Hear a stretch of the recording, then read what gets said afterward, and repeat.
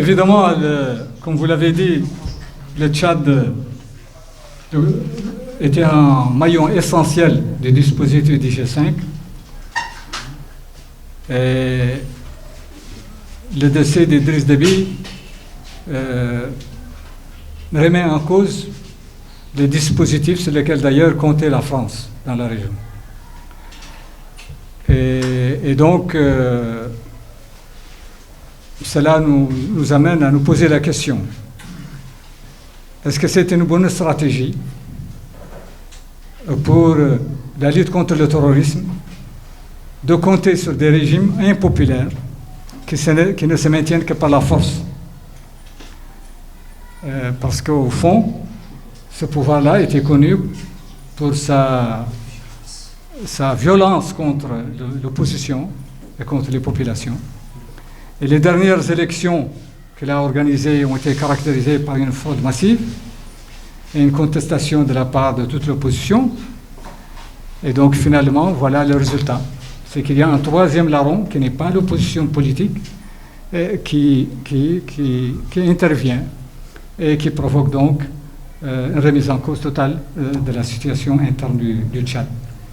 C'est une leçon pour nous tous, pour tous les pays.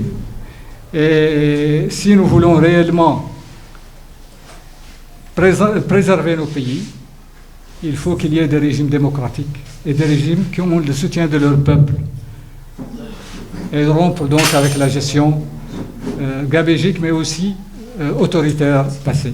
Bon, je crois que la mort d'Idriss Déby de cette manière pose beaucoup d'interrogations, beaucoup de questions, mais on n'est pas encore là. Je crois que, quelles que soient les causes de cette mort, elle a des conséquences qui peuvent être terribles, aussi bien pour le Tchad, on ne sait pas comment est-ce qu'il y aura au niveau de sa stabilité, et aussi bien au niveau de la région du Sahel de manière générale, et la région du lac Tchad. Il était très engagé militairement, aussi bien contre Boko Haram que contre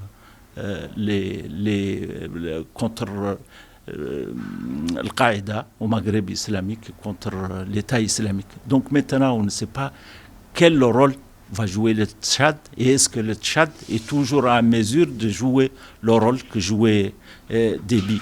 Parce que Déby, à un moment donné, a été extrêmement important dans tout ce qui se passe dans la région du Sahel et dans la région, le Nigeria et autres, la région du lac Tchad, qui est aussi victime de ce terrorisme islamiste.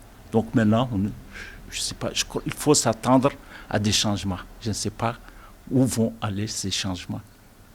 Bon, là, je crois que, je ne sais pas, tout dépendra de la version réelle de la mort de Déby. Est-ce que Déby, comme disent ses opposants, a été tué par sa garde prétorienne, ou est-ce que plutôt Déby a été victime des combats sur le front, ce qui me semble être difficile à accepter dans la mesure où lui, il a une voiture blindée qui ne peut pas être percée facilement par les armes qu'ont les rebelles. Donc là, c'est une grande question qu'il faut se poser. Est-ce qu'il y a eu réellement un coup d'État interne contre lui? Et puis, on sait que la situation au Tchad est très difficile. Il y a beaucoup de tribalisme, il y a beaucoup d'ethnisme, il y a tout. Et c'est une situation qu'il faut regarder avec beaucoup de retenue.